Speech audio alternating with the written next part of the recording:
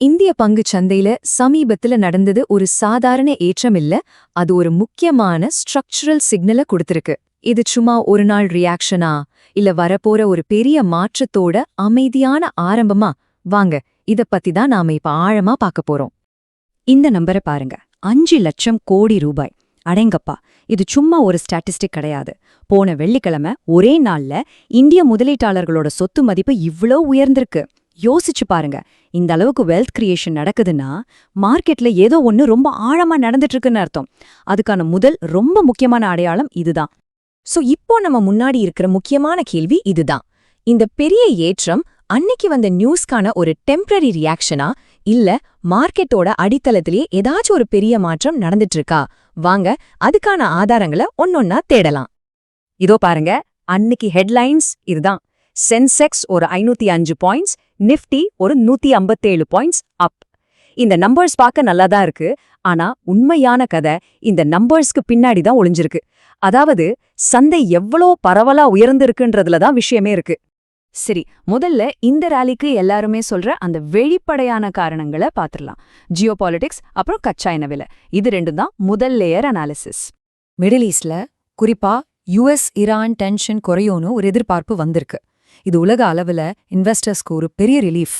அதனால மார்க்கெட்ல மறுபடியும் ரிஸ்க் எடுக்கிற தைரியம், அதாவது ரிஸ்க் ஆப்பிடைட்னு சொல்வாங்களே, அது திரும்பி வந்திருக்கு. அந்த ஜியோ பொலிட்டிக்கல் அமைதியோட நேரடி விளைவென தெரியுமா? இதோ பாருங்க, கச்சா எண்ணெய் விலை சுமார் 3% குறைஞ்சிருக்கு. இந்தியாவ மாதிரி தன்னுடைய எரிபொருள் தேவைக்கு இறக்குமதியை நம்பியிருக்கிற ஒரு நாட்டுக்கு இது எவ்வளோ பெரிய வரம்னு யோசிச்சு பாருங்க. ஆனா இந்த வெளிப்படையான காரணங்கள் மட்டுமே முழு கதையையும் சொல்லிடாது. இப்போதான் நாம விஷயத்தோட ஆழத்துக்கே போறோம். மார்க்கெட்ல யாருக்கும் தெரியாம அமைதியா ஒரு ஸ்ட்ரக்சரல் ஷிஃப்ட் நடந்துட்டு இருக்கு. இது ஒரு செயின் ரியாக்ஷன் மாதிரி. நல்லா கவனிங்க. டென்ஷன் குறையுது, அதனால கச்சா எண்ணெய் விலை குறையுது. இது நம்ம நாட்டுல பணவீக்க அழுத்தத்தை, அதாவது இன்ஃப்ளேஷன் பிரஷரை குறைக்குது. இதனால ஆர்பிஐ மேல இருக்கிற பிரஷர் கம்மியாகி மார்க்கெட்ல பணப்புழக்கம், அதாவது லிக்விடிட்டி அதிகமாகுது. இந்த பாசிட்டிவான சூழல் தான் இப்போ நடக்கிற ரேலிட்டு ஒரு ஸ்ட்ராங்கான பேஸ்மெண்ட்டை போடுது.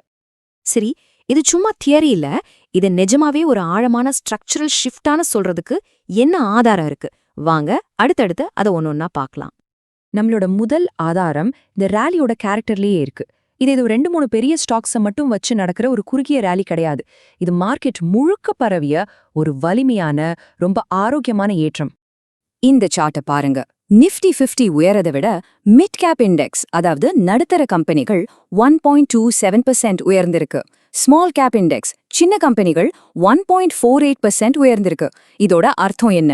இந்த ரேலியை ஏதோ சில பெரிய கம்பெனிங்க மட்டும் இழுத்துட்டு போகல, முழு மார்க்கெட்டுமே இதுல பங்கெடுக்குது. இது ரொம்ப ரொம்ப ஹெல்த்தியான ஒரு சைன். ப்ரொஃபஷனல்ஸ் இத பிராட் பேஸ்ட் அக்யூமுலேஷன் ஃபேஸ் அப்படின்னு சொல்லுவாங்க. அப்படின்னா என்னன்னா, பெரிய முதலீட்டாளர்கள், அதாவது பெரிய பணம் சந்தை முழுக்க இருக்கிற பங்குகளை அமைதியா வாங்கி சேகரிக்கிற ஒரு ஸ்டேஜ். இது பொதுவா ஒரு பெரிய ரேலி வர்றதுக்கு முன்னாடி வர்ற ஒரு முக்கியமான அறிகுறி. இப்போ நம்மளோட 2வது ஆதாரத்தை பார்க்கலாம். செக்டார் வைஸ் டேட்டாவை எடுத்து பார்த்தா ரொம்ப இன்ட்ரெஸ்டிங்கான, யாருமே எதிர்பார்க்காத ஒரு சர்ப்ரைஸ் இருக்கு. இதுதான் அந்த சர்ப்ரைஸ். எஃப்எம்சிஜி செக்டார், அதாவது நம்ம அன்றாடம் வாங்குற நுகர்வோர் பொருட்கள் துறை, ஒரே நாள்ல 2.65% ஏறி இந்த ரேலியோட ஒரு அன்எக்ஸ்பெக்டட் ஹீரோவா வந்திருக்கு.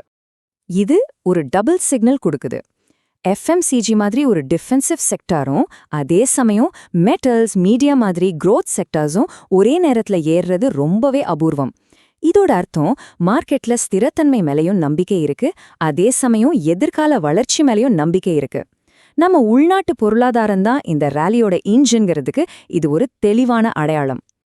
அப்போ எதுக்கு எஃப்எம்சிஜி இவ்ளோ ஏறுச்சு? மறுபடியும் நாம கச்சா எண்ணெய்க்கு தான் வரணும். ஆயில் விலை குறையறதுனால பிளாஸ்டிக் பேக்கேஜிங், டிடர்ஜென்ட் பவுடர், இதுக்கெல்லாம் தேவையான மூலப்பொருட்களோட விலை குறையுது. இது நேரா எஃப்எம்சிஜி கம்பெனிகளோட லாபத்தை அதிகப்படுத்துது. இதுதான் அந்த செக்டாரோட அதிரடி ஏற்றத்துக்கு பின்னால இருக்கிற சீக்ரெட். இப்போ இந்த புதிரோட கடைசி ஆனா ரொம்ப முக்கியமான கட்டத்துக்கு வருவோம். இந்த ரேலியை யாரு ஓட்டுறா? இது ஸ்மார்ட் மணி உள்ள வர்றத பத்தினது. மார்க்கெட்ல பொதுவா 2 டைப் இன்வெஸ்டர்ஸ் இருக்காங்க. ஒன்னு நம்மள மாதிரி ரீட்டைல் இன்வெஸ்டர்ஸ், இன்னொன்னு foreign institutions, FIIs, domestic institutions, DIIs மாதிரி பெரிய அளவுல பணத்தை கையாளுற நிறுவன முதலீட்டாளர்கள். இங்க நாம கவனிக்க வேண்டிய முக்கியமான விஷயம் என்னன்னா, இந்த ரேலி ரீட்டைல் இன்வெஸ்டர்ஸால நடக்கல. ஒரு அனாலிசிஸ்ல சொல்ற மாதிரி பெரிய பணம் அமைதியா மார்க்கெட்டுக்குள்ள நுழையுது. இப்போ அதுதான் நடந்திருக்கு. மார்க்கெட்டோட போக்கே மாத்தக்கூடிய விவரம் தெரிஞ்ச பெரிய இன்வெஸ்டர்ஸ் இப்போ உள்ள வந்துட்டாங்க. இதோ பாருங்க, அந்த முக்கியமான டர்னிங் பாயிண்ட். இவ்ளோ நாளா வித்துக்கிட்டே இருந்த ஃபாரின் இன்ஸ்டிடியூஷனல் இன்வெஸ்டர்ஸ், அதாவது FIIs, இப்போ வாங்க ஆரம்பிச்சிருக்காங்க. அவங்க செல்லிங்ல இருந்து பையிங்குக்கு மாறினது இந்திய மார்க்கெட் மேல அவங்களுக்கு இருக்கிற ஒரு பெரிய நம்பிக்கையா காட்டுது. சரி, இவ்ளோ ஆதாரங்களையும் பார்த்தாச்சு. இப்போ எல்லாருக்கும் மனசுல இருக்கிற கேள்வி ஒண்ணுதான். அடுத்து என்ன? இனிமே மார்க்கெட் எப்படி போகலாம்னு ஒரு ரோட் மேப் பார்க்கலாம் வாங்க. ஷார்ட் டேர்ம்ல 2 சினாரியோஸ் இருக்கு. ஒன்னு, நிஃப்டி 24,450ங்கிற அந்த பெரிய தடைய உடைச்சு மேல போச்சுன்னா வேகமா 24,800 வரைக்கும் போறதுக்கு ஒரு பிரேக் அவுட் ரேலி ஆரம்பிக்கலாம். இல்ல, ஒருவேளை மார்க்கெட் 24,200 சப்போர்ட்டை டெஸ்ட் பண்ணுச்சுன்னா அந்த சின்ன சரிவை ஸ்மார்ட் மணி இன்னும் அதிகமா பங்குகளை வாங்குறதுக்கு ஒரு வாய்ப்பா பயன்படுத்திக்கிடுவாங்க.